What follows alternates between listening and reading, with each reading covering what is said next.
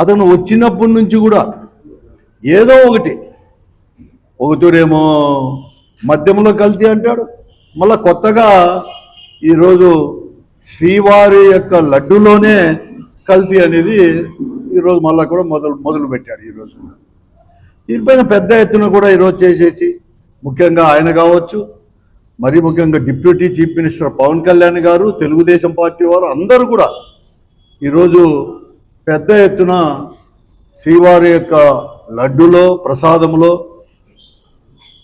జంతు కొవ్వు కలిసిందని ఒకతూరి, పంది కొవ్వు అని, ఇలాగ ఏదో రకం కొవ్వు కలిసిందని పెద్ద ఎత్తున ప్రచారం జరిగింది.